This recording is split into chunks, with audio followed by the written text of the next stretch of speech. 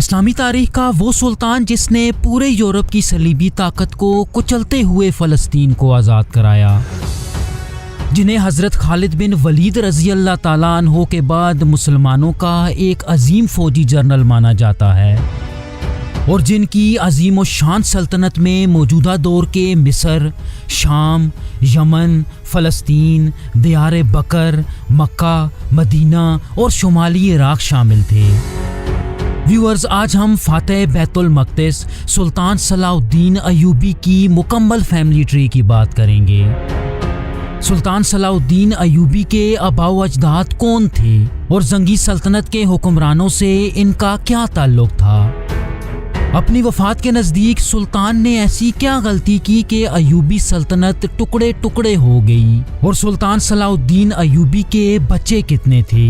کیا آج کے دور میں ایوبی خاندان دنیا میں کہیں پایا جاتا ہے؟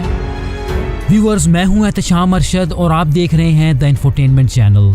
ویورز، سلطان صلاح الدین ایوبی کے خاندان کا تعلق ایک کردش قبیلے روادیہ سے تھا، جو موجودہ آرمینیا کے شہر ڈیون میں آباد تھے۔ محفوظ تاریخ کے مطابق اس خاندان کے جد امجد شادی ابن مروان تھے، جو ان دنوں کی ایک طاقتور کردش امپائر سلطنت شدادید میں ایک اونچے عہدے پہ فائز تھے۔ چنانچہ جب سلجوقی سلطان ملک شاہ اول نے اس سلطنت کے آخری حکمران فضلون ابن فضل کو معزول کیا تو شادی ابن مروان اپنے پورے خاندان کے ساتھ ڈیون کا علاقہ چھوڑ کے عراق کے شہر تکریت ہجرت کر آئے، جو اس وقت عباسی سلطنت کے زیر کنٹرول تھا۔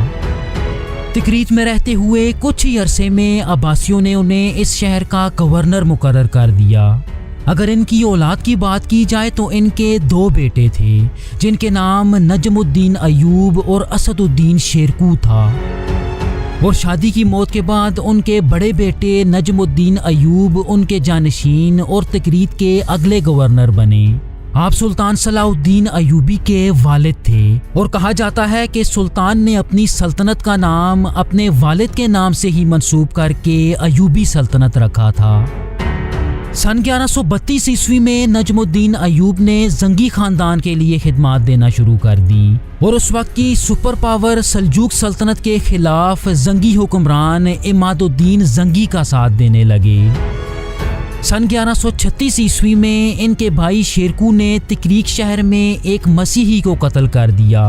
چنانچہ زنگیوں کا ساتھ دینے اور مسیحی کو قتل کرنے کی وجہ سے اس خاندان کو تکریت سے جلا وطن کر دیا گیا۔ تاہم عماد الدین زنگی نے انہیں اپنی سلطنت میں پناہ دے دی اور نجم الدین ایوب کو پہلے بالبک اور پھر بعد میں دمشق کے گورنر کے عہدے پہ فائز کر دیا۔ اگر نجم الدین کے بھائی اسد الدین شیرکو کی بات کی جائے تو انہیں زنگی فوج میں ایک اونچا عہدہ عنایت کیا گیا۔ اس کے ساتھ ساتھ عماد الدین نے انہیں اپنے بیٹے نور الدین زنگی کی تربیت اور سرپرستی پہ بھی مامور کر دیا۔ یہی وجہ تھی کہ نور الدین زنگی کی شخصیت پہ اسد الدین شیرکو کا گہرا اثر نظر آتا تھا۔ کہا جاتا ہے کہ شیرکو کی فوجی اور سفارتی مہارت نے ایوبی سلطنت کی بنیادوں میں انتہائی اہم کردار ادا کیا۔ ویورز، جہاں تک نجم الدین ایوب کی بات ہے تو ان کی شادی ست الملک خاتون سے ہوئی، جن سے ان کی 2 بیٹیاں اور 5 بیٹے پیدا ہوئے۔ ان کے سب سے بڑے بیٹے یعنی صلاح الدین ایوبی کے بڑے بھائی نور الدین ایوب زنگی فوج میں ایک کمانڈر تھے۔ انہوں نے اپنی پوری زندگی زنگی فوج کی قیادت کرتے ہوئے کئی جنگوں میں حصہ لیا، تاہم دمشق کے محاصرے کے دوران صلیبیوں سے لڑتے ہوئے شہید ہو گئے۔ نجم الدین ایوب کے دوسرے بیٹے توران شاہ تھے، جنہوں نے اپنے بھائی صلاح الدین کا ہر محاذ پہ ساتھ دیا اور ان کی مصر میں پوزیشن کو مضبوط کرنے میں بھی انتہائی اہم کردار ادا کیا۔ اس کے علاوہ انہیں ایوبی سلطنت کو حجاز اور یمن تک پھیلانے کے لیے بھی جانا جاتا ہے۔ یہی وجہ تھی کہ انہیں یمن کے پرنس یا پہلے امیر کے طور پہ دیکھا جاتا ہے۔ ان کی خدمات کو دیکھتے ہوئے سلطان صلاح الدین نے انہیں یمن میں کافی جائیداد سے بھی نوازا۔ اسی طرح نجم الدین ایوب کے ایک اور بیٹے تقتگین صلاح الدین ایوبی کے چھوٹے بھائی تھے۔ آپ کو عرب اور یمن کے دوسرے امیر کے طور پہ جانا جاتا ہے۔ ابن اسیر کے مطابق تغتگین نے زبردستی مکہ پہ کنٹرول حاصل کرنے کی کوشش کی، لیکن عباسی خلیفہ الناصر کے احتجاج کے بعد سلطان صلاح الدین نے اسے شہر پہ قبضہ کرنے سے روک دیا۔ ویورز، نجم الدین ایوب کے ایک اور بیٹے العادل سلطان صلاح الدین کے سب سے اہم بھائی تھے۔ آپ ایوبی سلطنت کے چوتھے سلطان تھے جنہوں نے ہمیشہ اپنے بھائی کی جنگی مہمات کے لیے اہم فوجی اور سویلین مدد فراہم کی۔ ان کا مزید ذکر ہم آگے جا کے کریں گے۔ ان بیٹوں کے علاوہ نجم الدین ایوب کی 2 بیٹیاں بھی تھیں جن کے نام ربیہ خاتون اور فاطمہ خاتون تھا۔ نجم الدین ایوب کے سب سے اہم بیٹے ایوبی سلطنت کے بانی سلطان صلاح الدین یوسف ابن ایوب تھے، جنہیں صلاح الدین یا صلاح الدین ایوبی کے نام سے جانا جاتا ہے۔ آپ سن 1137 میں موجودہ عراق کے شہر تکریک میں پیدا ہوئے اور اپنی بنیادی تعلیم اپنے والد اور چاچا شیرکو سے حاصل کی۔ ویورز، یہ وہ دور تھا کہ جب شیخ عبد القادر جیلانی بھی بغداد میں انتہائی ایکٹیو نظر آتے تھے اور ان کی تعلیمات اور اثر و رسوخ دور دور کے علاقوں تک پھیل چکا تھا۔ یہی وجہ تھی کہ صلاح الدین شیخ عبد القادر جیلانی سے بھی بہت زیادہ متاثر نظر آتے تھے۔ اگر ان کی جنگی صلاحیت کی بات کی جائے تو ان پہ اپنے چاچا اسد الدین شیرکو کا بہت زیادہ اثر نظر آتا ہے۔ چونکہ آپ کے والد اور چاچا زنگی سلطنت میں بہت اونچے عہدوں پہ فائز تھے تو صلاح الدین بھی زنگی فوج میں شامل ہو گئے۔ ان کے جنگی سفر کا آغاز اس وقت ہوا کہ جب نور الدین زنگی نے انہیں فاطمی سلطنت کی مدد کے لیے مصر بھیجا۔ صلیبیوں کے خلاف کمال کی حکمت عملی کی بدولت آپ کو فاطمی خلیفہ العدید نے سلطنت کا وزیر بنا دیا، لیکن کہانی میں ٹویسٹ اس وقت آیا کہ جب فاطمی خلیفہ العدید کی وفات ہوئی۔ خلیفہ کی موت کے بعد فاطمی سلطنت کا کنٹرول صلاح الدین ایوبی کے ہاتھ میں آ گیا، جنہوں نے مصر میں قائم شیعہ فاطمی خلافت کا خاتمہ کرتے ہوئے بغداد میں سنی عباسی خلافت سے بیعت کر لی اور یہاں اپنی ایوبی سلطنت کی بنیاد رکھ دی۔ چونکہ حجاز کے مقدس شہر مکہ اور مدینہ مصر کے حکمرانوں کے زیر تسلط تھے تو یہ دونوں مقدس شہر بھی سلطان صلاح الدین کے زیر کنٹرول آ گئے۔ ان کی زندگی اور مسلمانوں کی تاریخ کا سب سے اہم واقعہ جنگ حطین تھی کہ جب سن 1187 میں سلطان صلاح الدین کی قیادت میں ایوبی فوج نے صلیبیوں کو ایک فیصلہ کن شکست دی اور یروشلم پہ قبضہ کرتے ہوئے فلسطین پہ مسلمانوں کا تسلط بحال کر دیا۔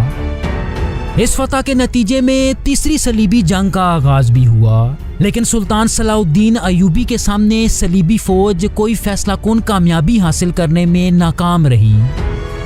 مارچ سن 1193 میں سلطان صلاح الدین ایوبی 55 سال کی عمر میں وفات پا گئے۔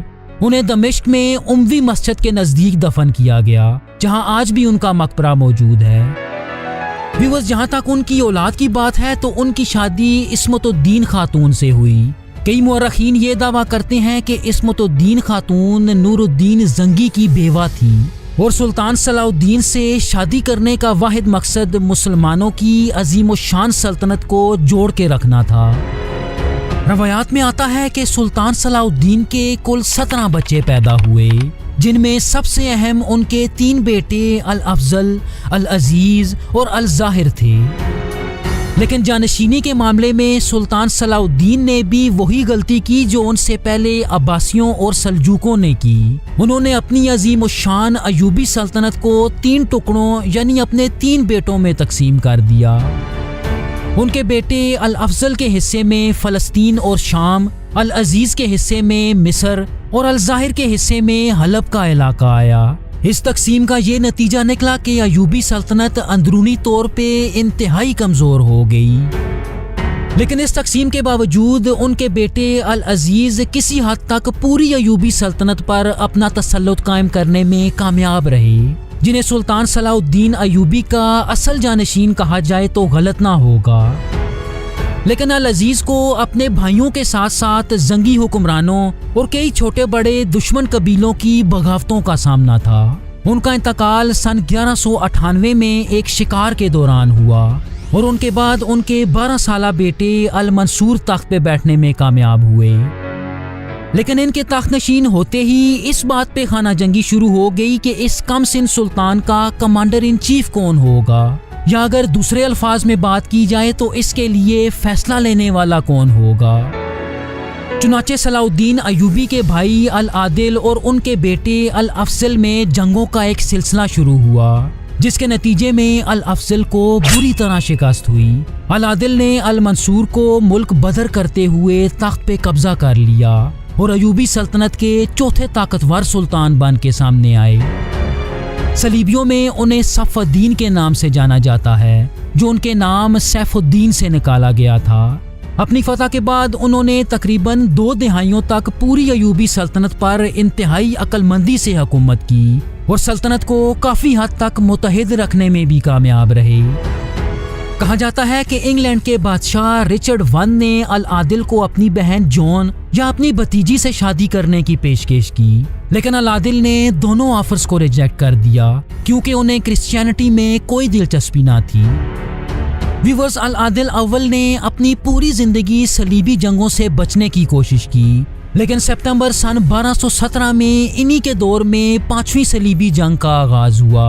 72 سالہ سلطان عادل نے اس صلیبی فوج کا ڈٹ کے مقابلہ کیا اور اسی مہم کے دوران بیماری سے انتقال کر گئے۔ ان کی وفات کے بعد ان کے بیٹے الکامل ناصر الدین سلطنت کے 5ویں سلطان بننے میں کامیاب ہوئے۔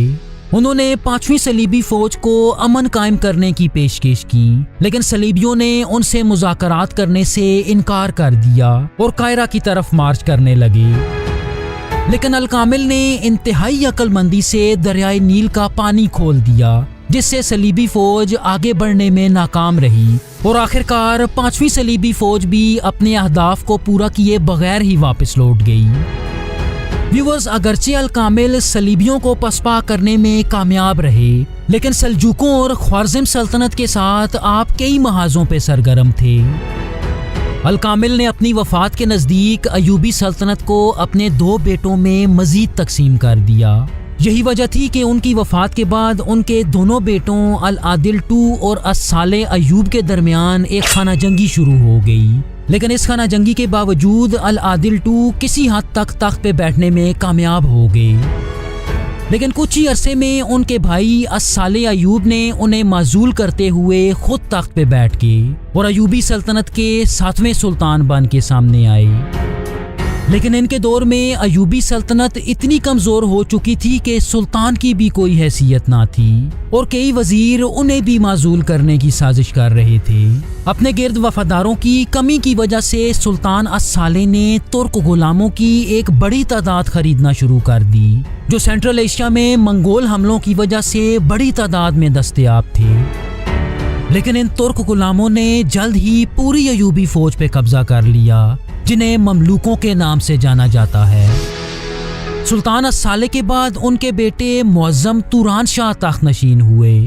ان کے بارے میں آتا ہے کہ ان کے والد کو ان پہ بھروسہ نہ تھا، یہی وجہ تھی کہ یہ اپنی ساری عمر مصر اور حکومت سے دور ہی رہے۔ لیکن اس کے باوجود توران شاہ 7ویں صلیبی فوج کو شکست دینے اور اس کے لیڈر لوئس 9 کو قید کرنے میں کامیاب ہو گئے۔ تاہم مملوک غلاموں کے ساتھ ان کے تعلقات زیادہ اچھے نہ تھے، چنانچہ مملوکوں نے ایک سازش کے ذریعے سلطان کو قتل کرا دیا۔ توران شاہ کے بعد مملوکوں نے کچھ عرصہ سلطان صلاح الدین کی نسل سے ایک 6 سالہ بچے الاشرف موسیٰ کو تخت پہ بٹھایا، لیکن اس دور میں حکومت کے سارے فیصلے مملوک کر رہے تھے۔ الاشرف موسیٰ کے تخت پہ بیٹھنے کے کچھ ہی دنوں بعد مملوکوں نے سلطان الصالح کی بیوہ سچر الدر کو تخت پہ بٹھا دیا اور ایک مشہور مملوک کمانڈر عز الدین ایبک کو ان کا کمانڈر ان چیف مقرر کر دیا۔ چنانچہ کچھ وقت حکومت کرنے کے بعد سلطانہ سچر الدر نے عز الدین ایبک سے شادی کر لی، جس کے بعد ایوبی سلطنت کے تمام علاقوں پہ مملوک غلاموں کی حکومت قائم ہو گئی، جس کے پہلے سلطان عز الدین ایبک تھے۔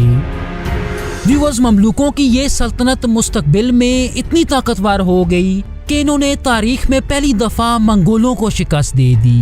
اس کے ساتھ ساتھ صلیبی فوجوں کو بھی فلسطین سے دور ہی رکھا اور عثمانی سلطنت کے قائم ہونے تک مملوک سلطنت اس علاقے کی سب سے طاقتور قوت تھی۔ جہاں تک سلطان صلاح الدین ایوبی کی نسل کی بات ہے تو ان کی نسل سے تعلق رکھنے والے آخری حکمران الناصر یوسف تھے جو دمشق اور حلب کے امیر تھے۔ الناصر اور ان کے بھائی الظاہر کو منگول جنرل ہلاکو خان نے پھانسی دی تھی۔